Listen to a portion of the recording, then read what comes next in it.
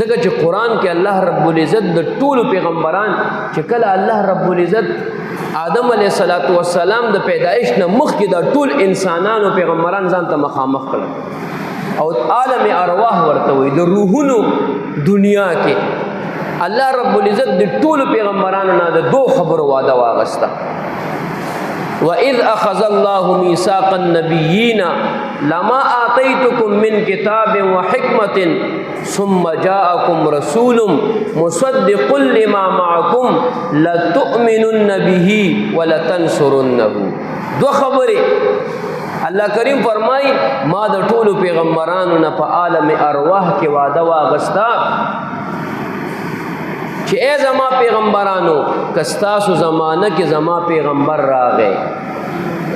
تاسو زمانه کې زما پیغمبر راغی تاسو به د هغې تصدیق کوئ او د تصدیق په صورت کې په هغه باندې به ایمان راوړئ او د هغه به مدد او نصرت کوئ ورته د هر پیغمبر د هر انسان میلاد شروع کیږي نه میلاد پیدایش د هغه د تاریخ پیدایش نه دنیا نه چې راشي که نه د هغه میلاد شروع شي او زما او ستا د پیغمبر میلاد د عالم ارواح نه شروع کیږي هغه زمانه کې الله تعالی زما او ستا د پیغمبر څه وکړل تعریف وکړو تعریف هغه زمانه کې چې لا دنیا نه ده جوړه لا کائنات نه دی جوړ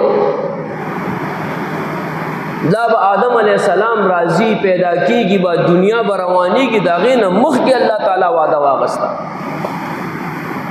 نو مفسرین فرمای چې پیغمبرانو خو الله تعالی سره وعده وکړه کنه قال اقررتم تاسو اقرار کوئ وای جی مونږ اقرار کوو مونږ به کوو دا دوه کارونه کراغې ایمان به پرې راوړو او ورسره شو مدد او نصرت به هم کوو الله کریم سے فرمائی قال فاشهدوا وانا معكم من الشاهدين په دې خبر باندې زم گوایم او تاسو ما سره گواهان شئ څومره لوی خبر اوس یو څه چې ایمان راوړل ایمان تقاضا دا کوي ایمان په هر سړی باندې فرض دی فرض دی کنه فرض دی ایمان په هر سړی باندې فرض دی چې دې ځوان شو بس د باندې ایمان فرض دی کده په هر حالت کې دی کده بیمار دی کده هر رنګ دی او د مازغه کار کوي ایمان په د فرض دی نو اوس چې د ایمان وعده پیغمبرانو کړی و نو اوس کو ایمان راوړل خو به لازمي ایمان خو به راوړلو خو څنګه به راوړي ځکه چې پیغمبر صلی الله علیه وسلم د هغې زمانه کې نه راځي هغه په اخره کې راځي او وعده خو پیغمبرانو کړو چې موږ به ایمان راوړو الله رب العزت د دنیا یو نظام برابر کړو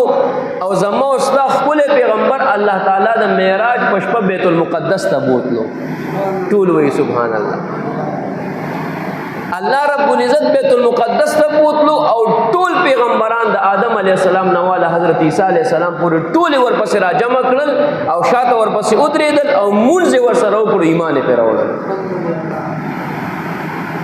دومره لویه وعده الله تعالی پوره کړه اوس یو بله وعده پاتې وه چې څه به کوو جي مدد به م ورسره کوو خو مدد چې کوم وي که نه مدد دا بقدر ضرورت وي لکه مثال په طور باندې چې څومره د چا سره د مدد ضرورت پیښیږي هغه عمره به د هغه مدد کوي ما ته یو کس لګي یو کس به راځي او که زه وایم چې 10 کسانو مدد ضرورت دی 10 کسان به لګي نو اوس د مدد وعده په پیغمبرانو باندې لازم وا خو په ټولو پیغمبرانو باندې مدد کولو ضرورت نه خو په یو ځای کې د مدد ضرورت وو چې آخري کله قیامت را نږدې شي او دجال راځي نو دې امت د دجال مقابله نشوه کولی پیغمبر خو یې کولی شو خو پیغمبر خو تللی دی نو دې امت سره د امام مهدي د دجال مقابله نشوه کولی نو الله رب العزت د هغه مدد وعده رښتیا کوله نو عیسی علیه السلام یې اسمان ته وخېژولو چې اسمان ته وخېژولو نو چې کله دجال راشي او امت مقابله نشي کولی نو د مدد هغه وعده به الله رښتیا کوي نو عیسی علیه السلام به راکوزوي چې زما د دې پیغمبر څوکه مدد وکړه الله رب العزت دواړه وعدې دا دومره لوی عظیم الشان پیغمبر الله تعالی مونږ تاسو ته راکړی